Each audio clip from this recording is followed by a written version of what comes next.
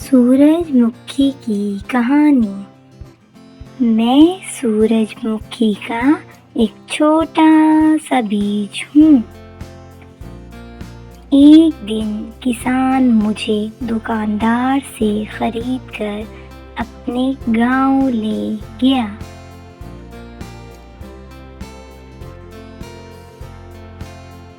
मैं उदास हो गया। अपने दोस्तों से बिछड़ने का दुख था और नई जगह जाने का खौफ भी था। अगले सुबह किसान मुझे अपने साथ खेत में ले गया। उसने मुझे मेरे बहुत से नए दोस्तों के साथ मिट्टी में बो दिया।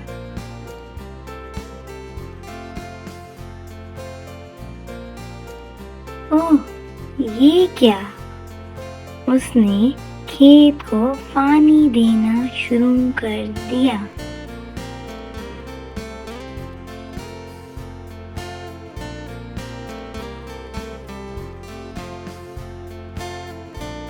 ठंडे पानी ने मुझे सुकून दिया और मैंने सांस लिया। फिर कुछ दिन बाद मेरे अंदर से मेरे हाथ पाँव निकलने लगे। मैं बहुत खुश था। अब मेरे ज़मीन से बाहर निकलने के दिन थे। फिर कुछ दिनों में मैं बड़ा होकर एक पौधा बन गया। मेरा चेहरा सूरजमुखी का फूल बनकर मुस्कुराने लगा। किसान ये देखकर बहुत खुश हुआ।